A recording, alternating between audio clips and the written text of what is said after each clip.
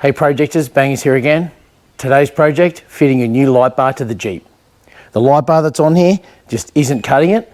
So I've done some research and I've had a few people recommend to me STEDI LED lights. The STEDI lights also come with this mounting bracket that goes behind the number plate. So we're going to get the light from down there up here. Hopefully it's going to be out of the way of the not to impact the grill too much.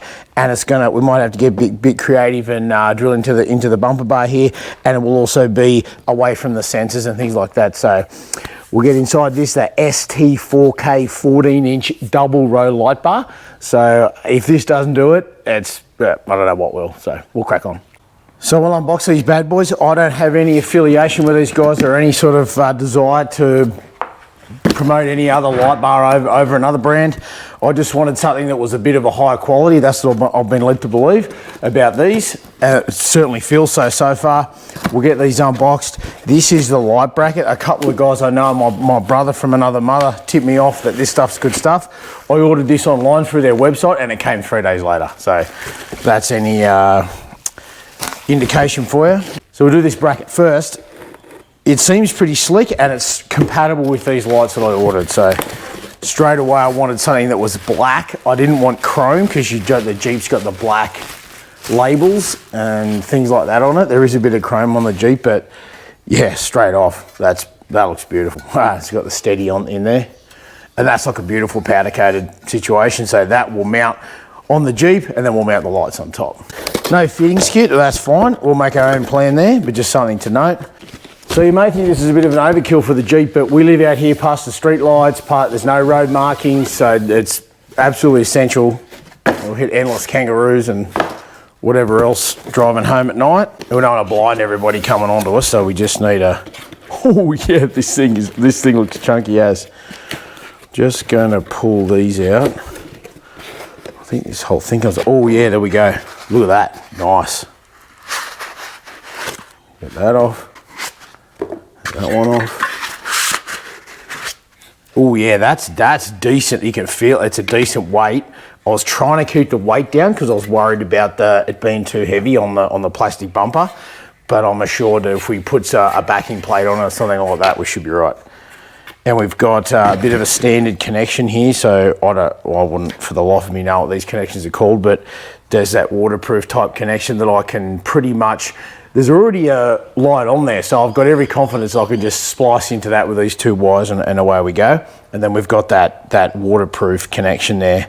There's 2, 4, 6, 8, 10, 12, 14, 16 lights in the middle that go, as I'm led to believe, that go fairly well straight. And then these 4 throw the light out to the side. So you've got a bit of light out to the side and a bit of light straight on.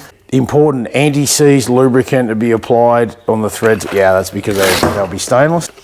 Oh, nice. This is a wiring harness, which I knew that it came with the wiring harness, which is great. But it's already got a light on there, but we may be able to upgrade, or we may need to upgrade. We've got some universal light adapters here. And again, we'd have to be choosing what style we had. Odds on bet it's one of these. You don't get too far from the gatepost these days, especially with the cars being a bit more modern. So you plug that in, and then that allows this to be plugged in and splice in with the switch on the dash. And here's a relay. Here's a switch and the rest of the cables. So the specs here are 1 lux, okay, at 514 meters, which sounds pretty good. Weighs 1.8 kilos, 5,700 K light temperature, 12 volts or 24 volts. Tested max lumens is 5,760 or 26,000 candelas if you're into that sort of stuff. And you get the light, brushed stainless side brackets, adjustable sliding brackets, the smart harness, the piggyback adapters, and a set of cable ties. And you get 4, 16, and 4 floods, 16 spots and 4 floods. That's what I was talking about before. And it's going to throw out a 50-degree spot beam, which is fantastic. So this is going to be what we need. I'm excited about this, ready to put it on. And OSRAM LEDs, that's OSRAM guys don't muck around either, so that's fantastic. One more thing to get out of the box here is that's the brackets. So of course, you know, stainless on stainless galls up, so they want you to lubricate the bolts before you go winding them up.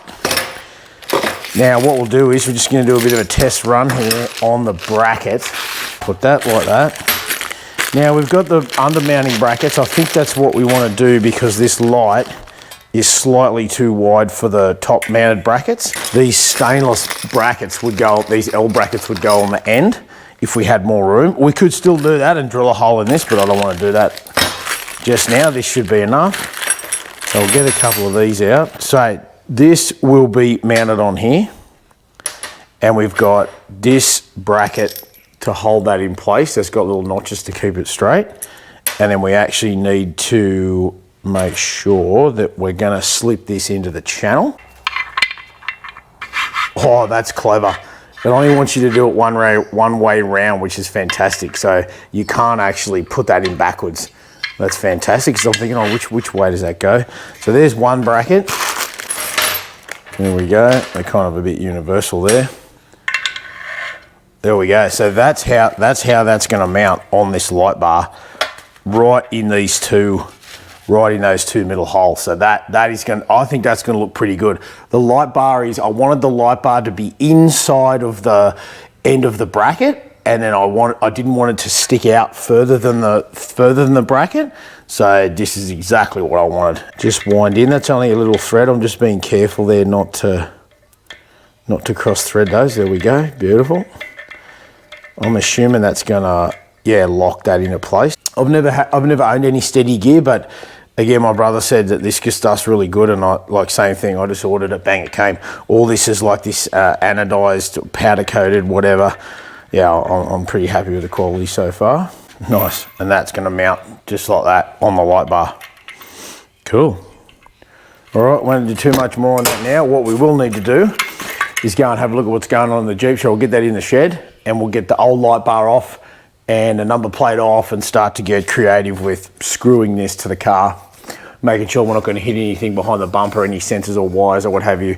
So like I said, we need to get this fitted up here, and we need to make sure it's spaced out and level, and we still got room for the number plate and what have you. So what we're going to do is get this grill out, because there's a lot of room in behind here, and I've done this before on a few other cars. If we spend the time to take the grill out, then we'll have a much easier time of getting all this up and finding all the wiring and making sure we're in the right spot.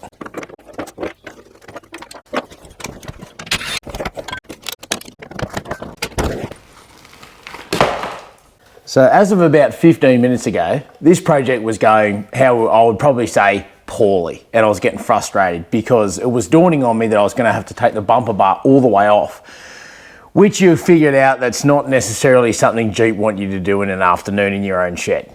So I was up looking at what bits and bolts I've got, and I thought to myself, oh, I really want this. I want this to be mounted in the original holes, but then I saw that the number plate was going to be tucked right up underneath, and I wanted the number plate to sit down because I thought that would look better. And then I thought, how am I going to get my hands up in under here?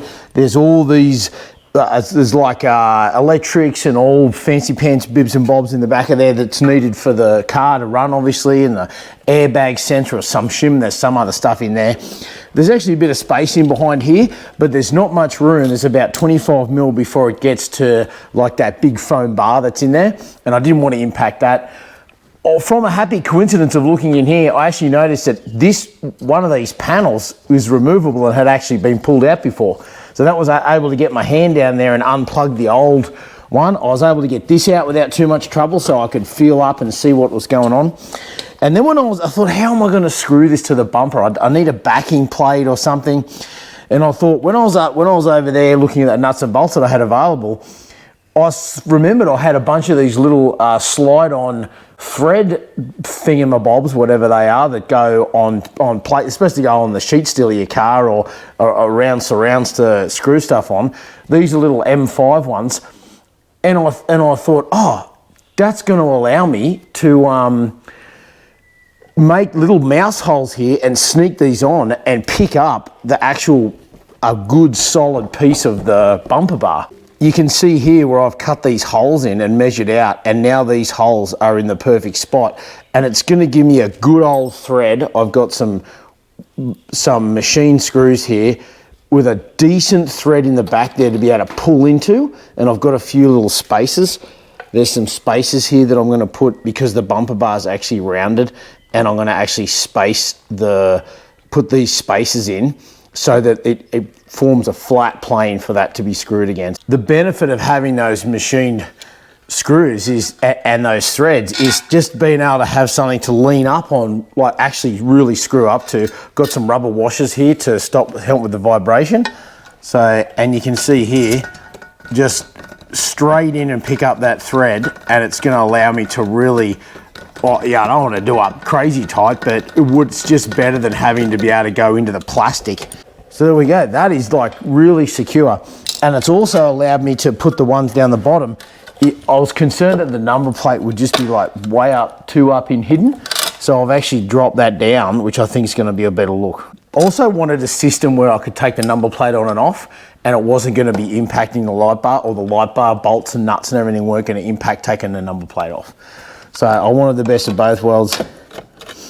We're just going to screw that on. There we go. So that is, there's no wiggle in it, there's no wobble, it's tight, and it's not stressing out the bumper. So you can see the bumper, bumper's actually quite curved, and it was stressing it out as it was trying to pull the bracket in. So actually put those spaces in, and it's now sitting, they're just small, I think they're 5mm spaces. And now, that was the perfect amount. It's tight on the screws, but it's not stressing the bumper out. And that is really, really good. I'm really happy with that. Now for mounting the light bar, I've just got everything loose at the moment. And also I measured up before, I took 15mm off these bolts because they were just way too long. When you've got stainless on stainless, Lawson, it galls up, does something called galling. And the two surfaces they bind up, yeah. So it's important when you're doing stainless. It's not an absolute must, sometimes you get away with it, but if you ever want to get these back off, you need to, or get them done up all the way actually. So we've got those set in the middle. I think we should do that up first. Those threads were long, and I took 15mm off each one. And we won't get too carried away with setting the angle on this, because we've got to go and do that out on the road. Let's just get these bolts relatively tight without scratching anything. There we go. From STEDI, you do get this plug and play wiring harness. It's pretty high quality, but it's nearly identical to the King's one, and I think the light that was in here before was King's. I checked this draws about 5 amps, so there's a 40 amp relay in there at the moment and a 30 amp fuse, which I think will be more than enough. It's wired up pretty well, this already. It's just been that same waterproof plug, so which is fantastic for me. I just plugged it straight in, happy days. But this kit would have worked with this car, so good work STEDI, but we don't need that today. And so I've wired it up, I've mounted it. I'm really that has worked out way better than I would have expected. So let's oh yeah, let's light it up.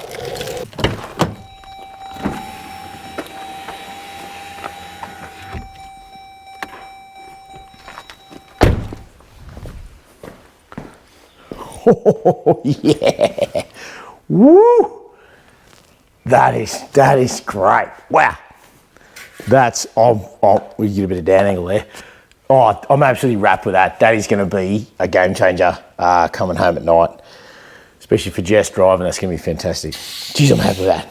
Beautiful. So there you have it. After much rolling around the workshop floor and realising I probably should have vacuumed it first, the car's all back together. Everything's back exactly how it was. I couldn't be happy with that. That's turned out better than I saw it in my head. And I'm stoked I came up with that little idea with those little, I don't even know what these things are called. So reach out in the comments if you know what those are called. But they're fantastic. And reach out in the comments if you're happy with how I mounted this. It felt a little bit hacky when I was doing it, just hacking into the plastic, but it's complete. I couldn't be happier with the fit, and it's not wobbling, and the number plate's down low where you can see it, and you can still see the steady, and that light is just the perfect size. I think it's perfect for the car. So don't forget to like and subscribe if you want more. These are my challenges. I just post this stuff because I like making the videos, and I just want to help people. If you're thinking to yourself you're going to do this type of project, or you've seen what I've done, that's what we're here for. So like and subscribe, and catch you on the next project. Oh yeah.